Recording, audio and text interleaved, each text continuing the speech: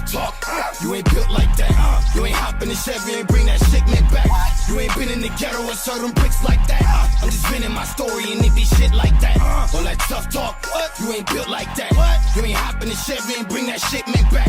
You ain't been in the... Talking about some of the information I know about the locations where black and melanin dominant extraterrestrials or ethnic extraterrestrials originate at. One of them, okay, is going to be the constellation Centaurus. All right, another one is Andromedan Galaxy. Another one's going to be Vega. And in Vega, I understand you have a lot of also Polynesian types and Asian type of civilizations there.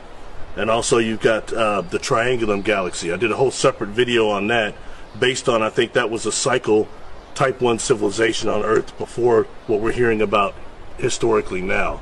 And Triangulum, Andromeda, and the Milky Way will all collide one day. So I think that's saying something there. So that's going back a little bit and it's giving us a preference for what some of these races are coming from.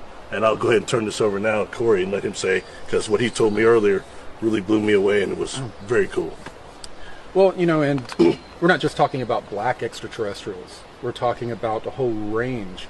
There are as many different colors, there are many more different types of beings, human like us beings, out there in our local 52 star cluster.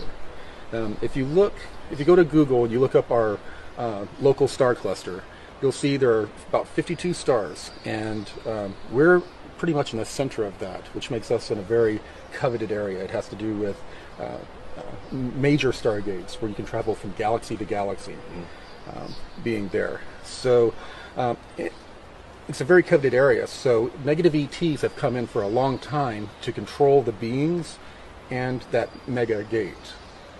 So there's out of all of those 52 star systems, there's only one group that was never taken over, and it was a group of tall African Zulu looking people, and they developed far beyond. They were the first ones to travel from planet to planet, but the thing is, they never developed technology. They developed a spiritual shamanism type technology. They used crystals and other types of stones and even plants and stuff to focus their abilities. We talked earlier about how we've discovered that we're held together, our atoms and electrons, and they're all held together by many black holes. And those black holes are what hold us all together, and what pretty much holds everything in matter and reality together. And these beings learned how to collapse themselves into these little black holes and teleport through what we call the cosmic web, and teleport to other locations. So they were going to other planets, setting up commerce and trade without ever developing technology like a spaceship. And the reason they were never taken over by the reptilians, a very strong psychic group, a very negative group, is because they had developed themselves spiritually and psychically to a point to where the Draco would come in to their star system and they would cause confusion, mental confusion among the Draco, which is a major feat because they are a higher density group of beings that have very strong consciousness and abilities with telepathy. But they would overcome these groups, make them attack each other, many different methods like that. That was more of their method of warfare. But because of those abilities, they were never taken over. That was the only star in the local 52 star cluster. And the 52 stars, so could you explain that a little bit, and also maybe what the height of these particular beings were? Yes, I'll describe them a little bit. Anywhere from 6.5 to 8 feet tall, and some have been described as taller, and look African. Their eyes are just a little bit bigger, and some of them have been described with caramel colored hair, but all of the ones that I had seen, it was short hair, and they were very tall and skinny, and they interact with a lot of shamans here on our planet, or also spiritual types of people. They'll interact with, like, when someone's having a really hard time, they may have a weird dream to where this tall African-looking person and like feathers on the head, things around the wrist with long wispy grass, dancing these real wild dances to where like they're doing like this weird figure 8, and they're stomping of feet and clapping of hands, and all this really, but it's really a crazy dance. But something happens energetically, emotionally.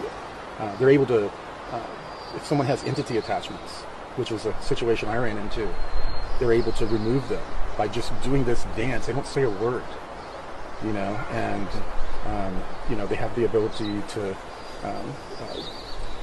when people are having a hard time spiritually, emotionally, they're able to do that dance, and people wake up and they feel refreshed, and they're able to go about the mission. What I was shown by these beings is that there was this one infinite creator that wanted to understand duality, positive, negative, good, bad.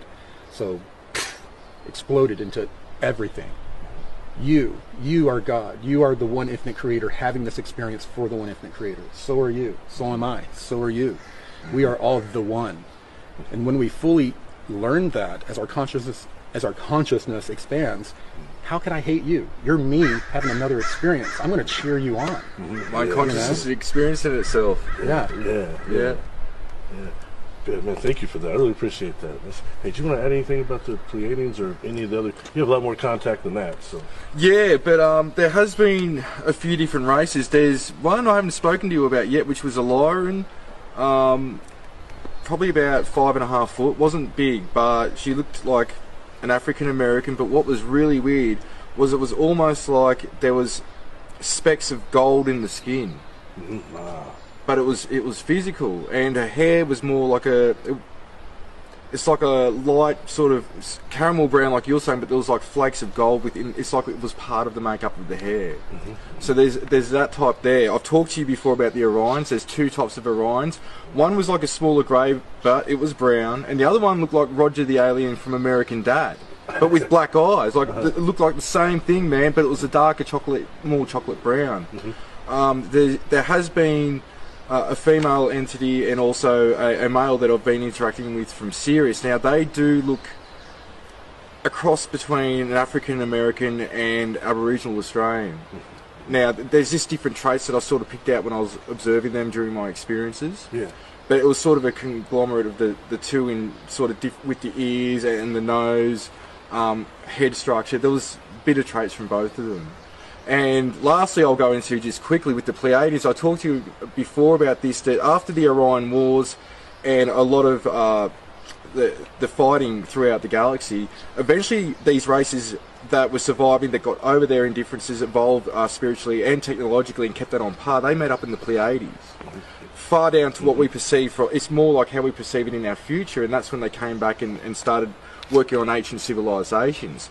Now, one of the beings I interacted with there, it looked like one of the beings of Star Trek that I told you about, where there's like the ridges on the...